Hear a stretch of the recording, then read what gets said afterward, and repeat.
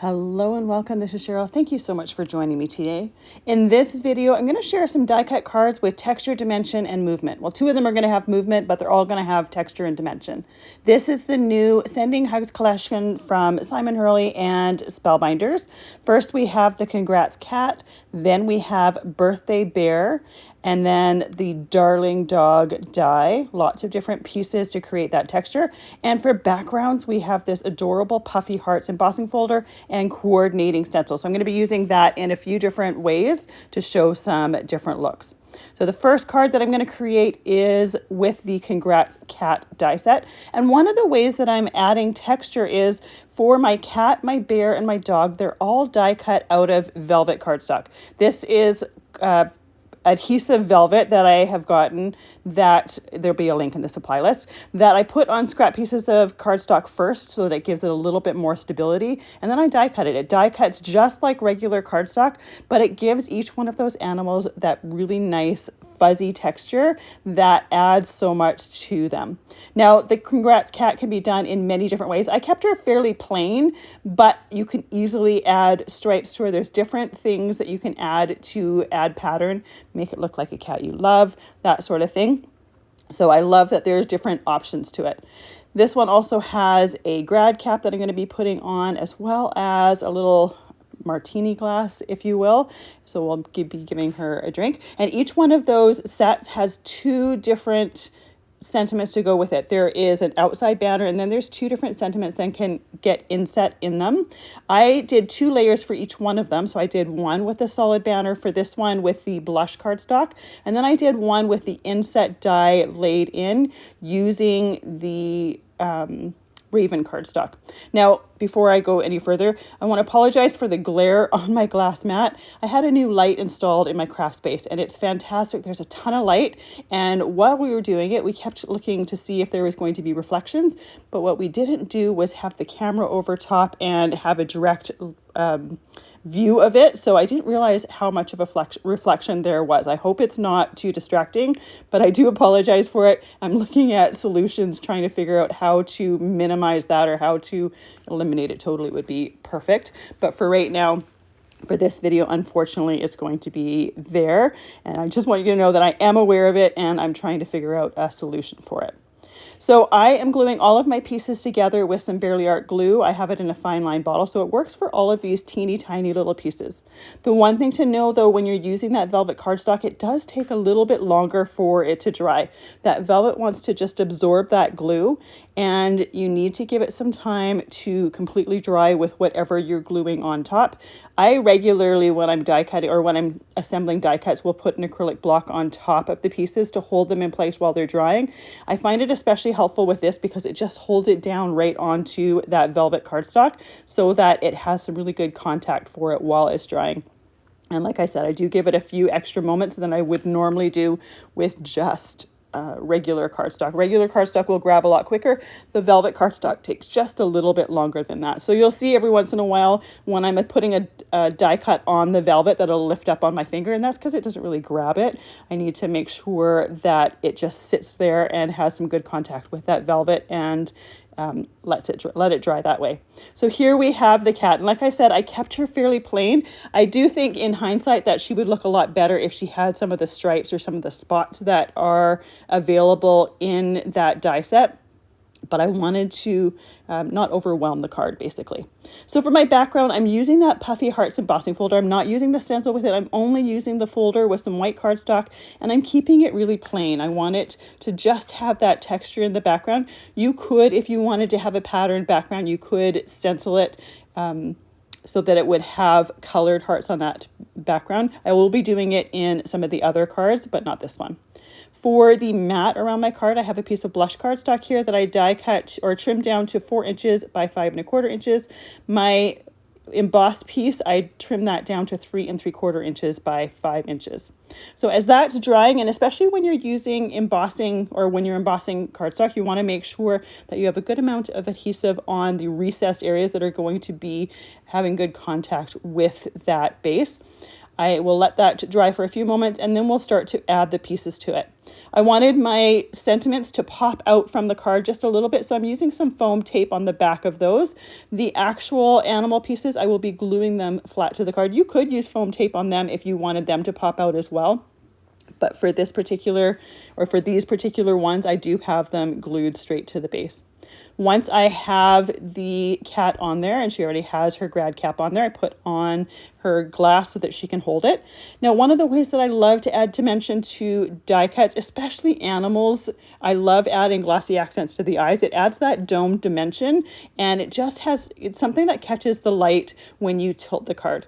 I also put a little bit on the glass as well as the nose, and I only put it on the drink part of the glass. And then for just a touch of sparkle, I put a little bit of stickles right on the rim part of the glass, just to, again, catch the light, but a different texture from that glossy accents. Another option would be to say, put some of that stickles right on the end of the tassel to have a little bit of that glitter there as well. I think that would look fantastic. For my next card, I'm going to be using the Birthday Bear. And this is the one that's going to have a little bit of movement to it. I'm using a mini action wobble, and it is going to make the gift that I have for the bear, it's going to make it pop out when you take it out of the envelope. I'm also using a little bit of interference ink with some of these cards to give them some shimmer. So for this particular one, I'm using the pink champagne. So this is a beautiful pink color, but the interference color to it is green. So when we tilt that to the light, it has a bit of a green shimmer to it. So I put it on Wildberry cardstock. You could easily put it on white cardstock if you wanted to see the true color a little bit better. I wanted to have more of that Wildberry cardstock look, but I wanted to have that beautiful shimmer on there.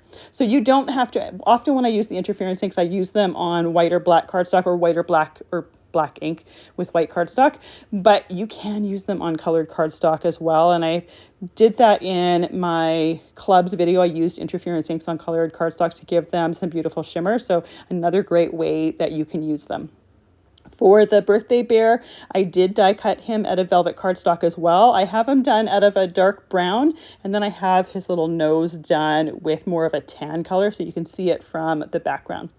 Just like the rest of, or the cat, the rest of the pieces, I'm gluing everything together with that Barely Art glue. And again, we're going to have to give a little bit more time because of the velvet. And when I say more time, I want to say like 30 seconds. Like, it's not 5, 10, 15 minutes each time. It's just a little bit more time than if you're gluing just 2 pieces of cardstock together. Some of these pieces are really, really tiny, so you may want to use a jewel picker in order to pick them up to place them where they need to be. Sometimes I'll use a jewel picker, and sometimes I will just use my fingers, but it's definitely a lot easier with a jewel picker because you can see exactly where you're putting them.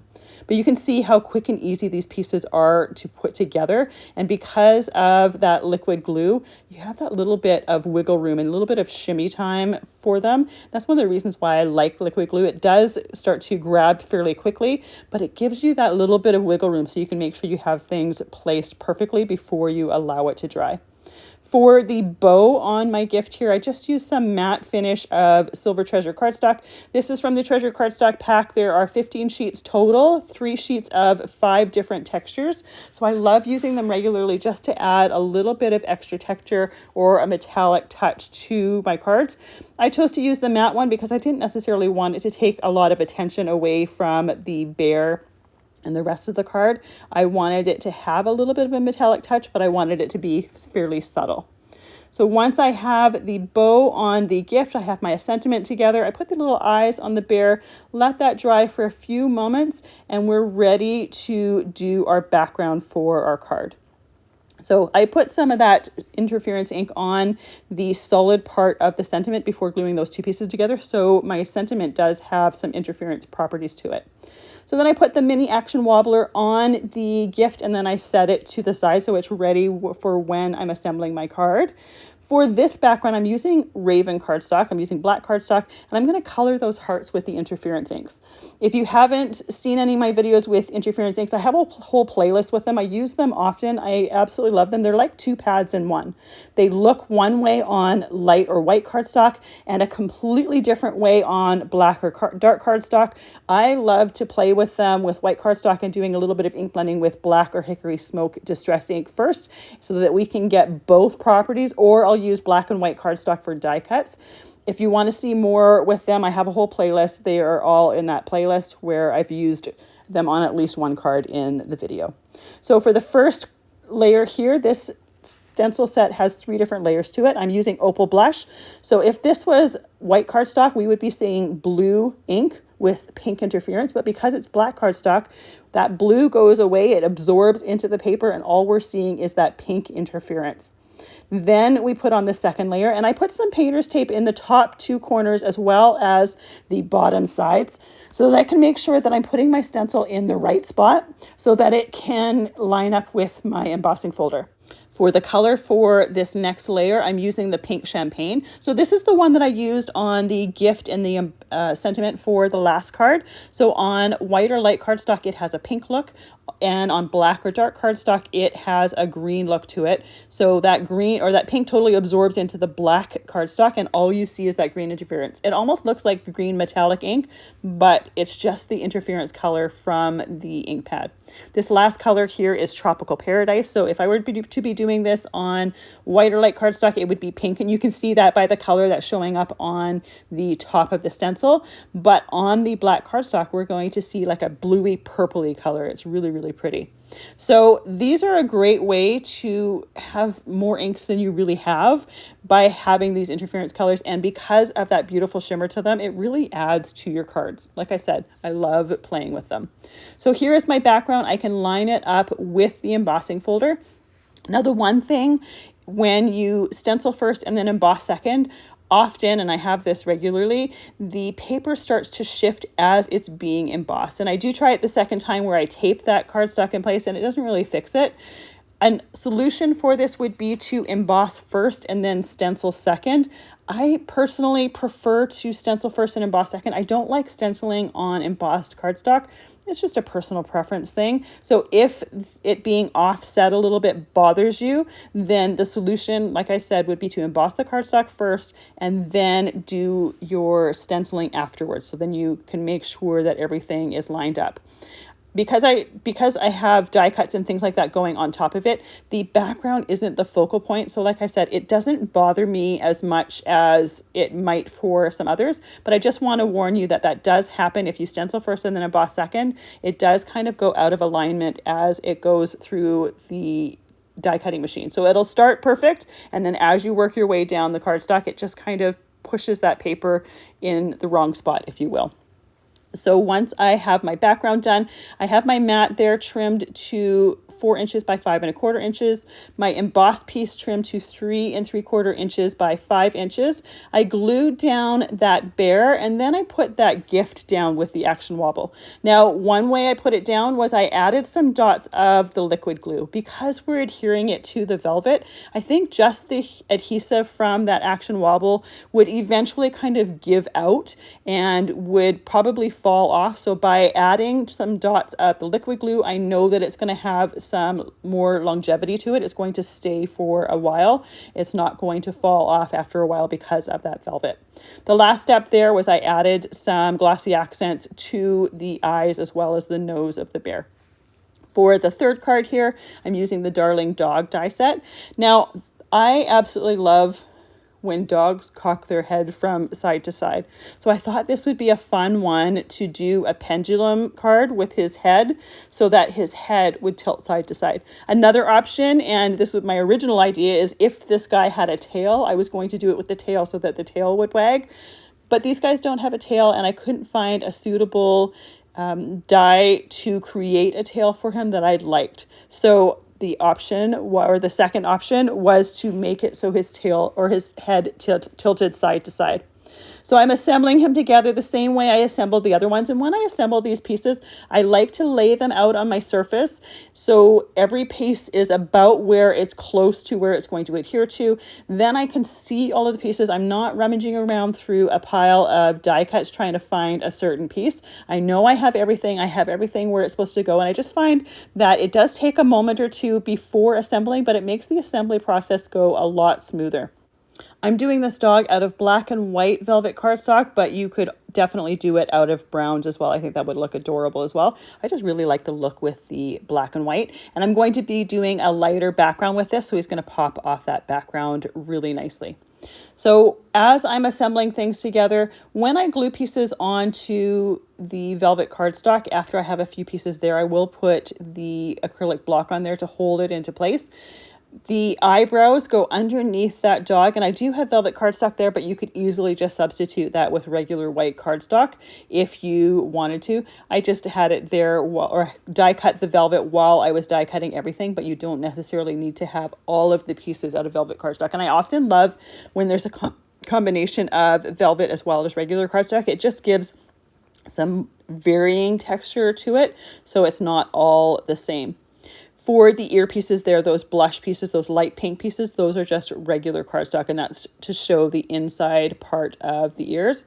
I will typically have the die set off to the side, so if I'm having any questions about where something goes, I can take a look, or say with eyes to see exactly which way the pupils are facing or which way they're facing to make sure that I have it looking correct.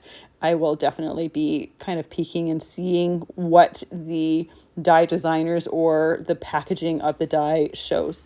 And I use velvet cardstock because I like the texture it gives these. It just makes them a little bit softer. It just gives it something for people to touch and feel, but you could easily use just regular cardstock. And if you use regular cardstock, you could add a little bit of ink blending to get some visual dimension with that. So you don't have to do these with the velvet. I just really love the look of them, especially this dog with the black and white. I think he looks fantastic with that combination there. So for this one, because I want the head on a pendulum mechanism, I don't want to attach it to the body. I want it separate. So I'm going to set that aside to dry while I'm working on my background. So for this background, I am just going to stencil. I'm not going to emboss. Often when you're embossing and you're using like a pendulum or something that swings, sometimes that embossing will affect the movement. So I'm going to add pattern to the background with just the stencil set, but I'm not going to emboss it and add any texture that way. So for that first layer there, I used the Sponge Sugar Distress ink.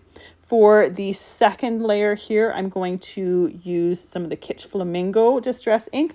So I'm just using the large Spellbinders ink blending brushes to add the ink to the background. It covers an entire background really quickly and easily, and I love the fact that it adds just a light amount of ink, but you can easily add just a little bit of a heavier amount if you want. You can kind of layer that ink on there, so you can adjust and get as much or as little ink as you want. And when I'm doing this, I don't make everything completely even in the same color. I purposely have some areas that are a little bit lighter, some areas that are a little bit darker. For me, I just think it looks a little bit more visually interesting by doing that. But if you wanted, you certainly could make it all even if you'd like.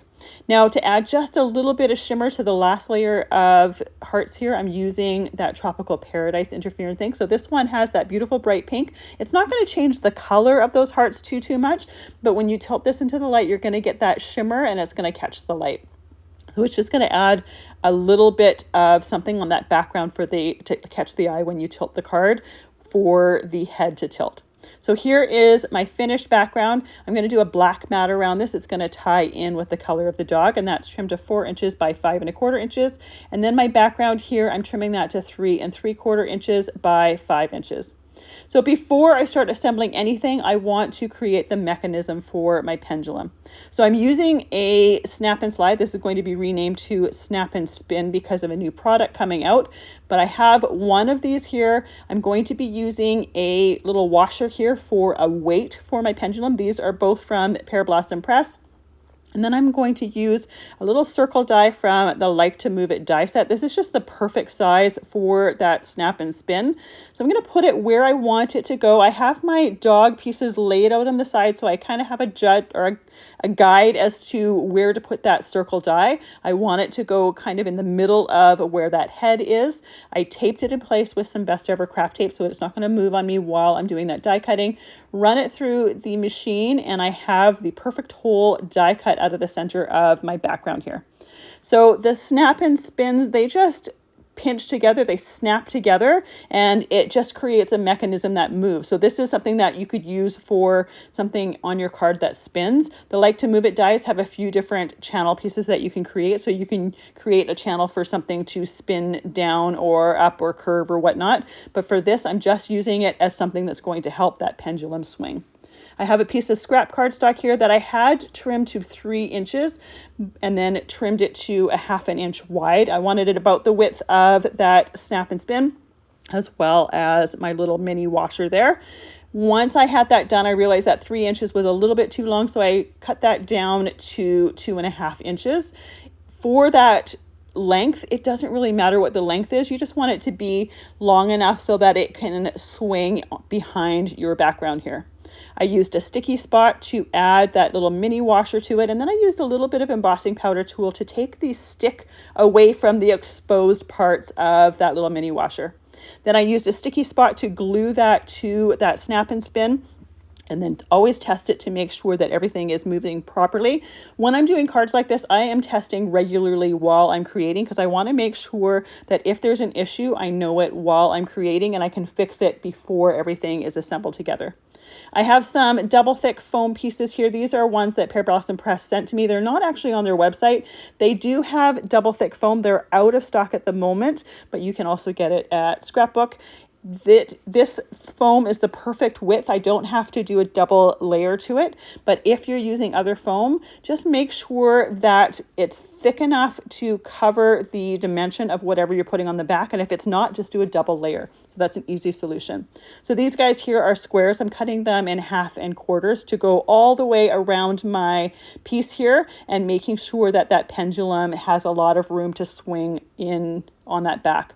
The other thing I did there is that piece that I had that pendulum on was a rectangle. I curved the bottom edges, so I didn't want, as it was swinging, I didn't want the corners to wedge in behind my foam tape. So by using some detail scissors and curving that, I can make sure that that's not going to happen. Now I'm ready to assemble some of my layers here, but I want to make sure that pendulum piece doesn't move to go behind my foam adhesive as I'm assembling. So I used just a piece of Best Ever Craft tape to tape it in place to make sure there's no movement to it as I'm assembling these pieces. That Best Ever Craft tape is almost like a Post-it note, a little bit stickier than that, but it's just a temporary adhesive, so I can easily take it off once I have my piece done. But you want to make sure that that's not going to move on you. I don't want it to swing behind my adhesive while I'm assembling. So when you're assembling this, because of that foam tape, just try to go on top of your piece as best you can to make sure that it is centered with the mat. Then I can take that Best Ever Craft tape piece off and I can start to add my little dog here. So I put the body of the dog down below that snap and spin. I want to make sure that it has enough room to move. I'm using a little piece of foam tape behind the sentiment. I'm going to set that to the side so it's ready for when I want to use it later. For this particular one, I have a little envelope with a heart because it's going to say sending hugs, and I thought that little envelope with the heart was cute.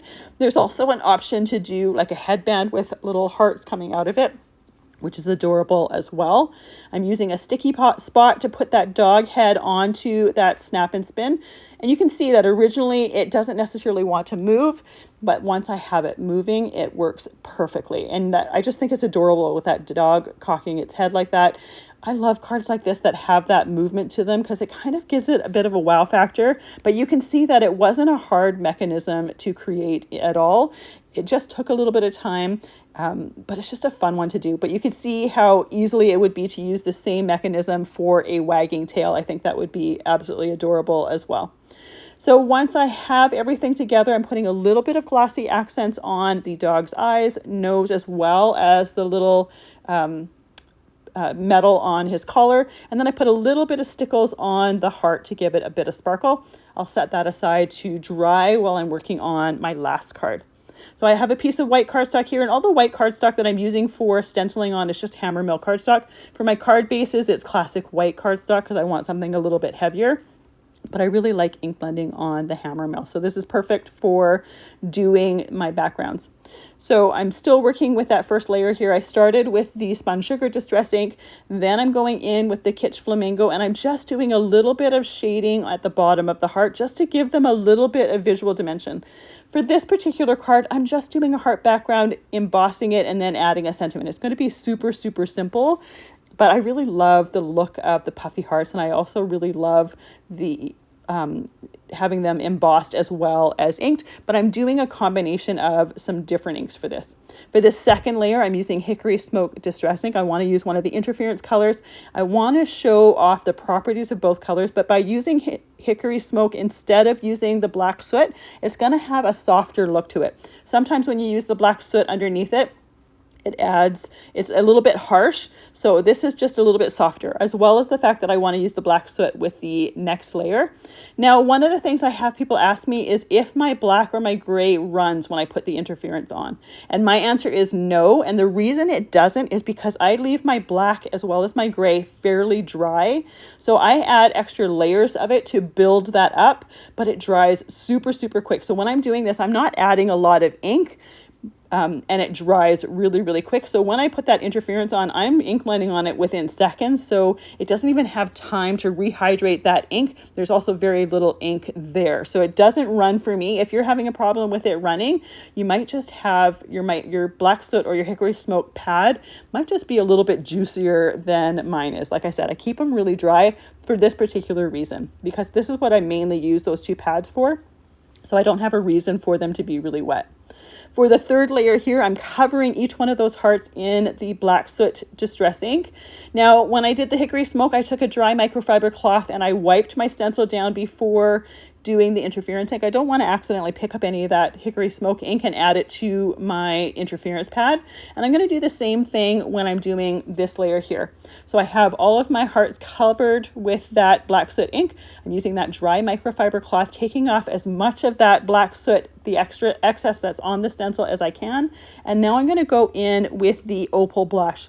So this one would be blue if it was going on white cardstock, and you can see that by the color of ink that shows up on the stencil. But because I have that black soot distress ink underneath it, it's going to show up as the pink interference.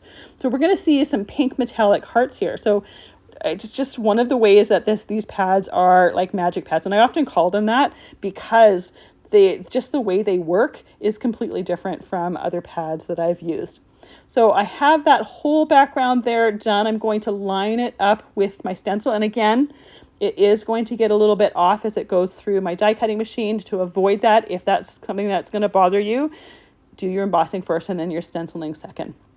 So I'm going to line them up. Here's where I use a little bit of Best Ever Craft tape to see if that helps with the paper moving a little bit, and it doesn't really change it in a significant way, in my opinion. So here is that background, and I'm just pointing out to where you can see in it. It's like about 1/8 of an inch, so it's not a ton. It is just a little bit offset.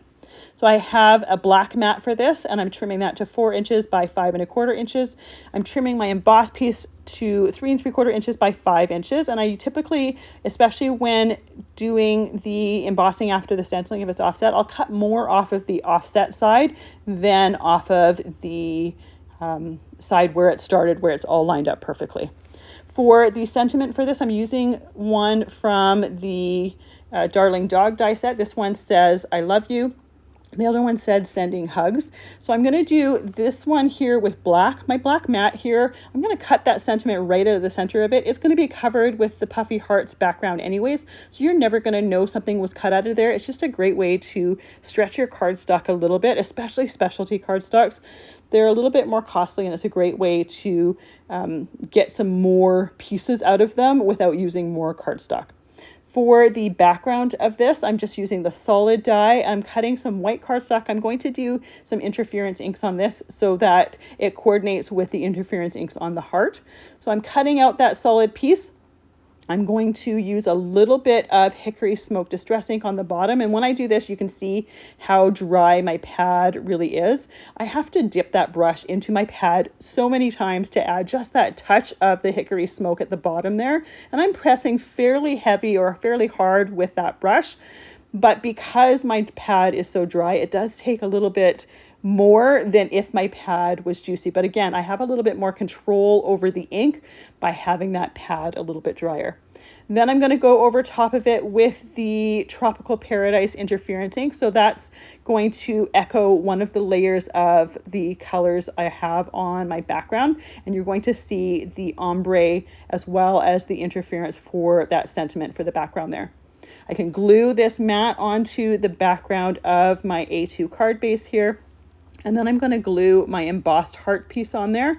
So again, because this is embossed, I want to make sure that I have a decent amount of glue on that recessed part that's going to have contact with my black matte. I want to make sure that it gets glued on really, really well. I'll put my acrylic block on there just to hold it down for a few moments.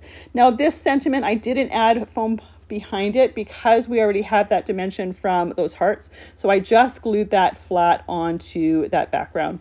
So here is the finished card. And again, super, super simple, but because of those interference ink, it adds that beautiful shimmer to it. It's something that catches the light and really takes or really sets off those hearts. And then we have that really nice interference sentiment on there.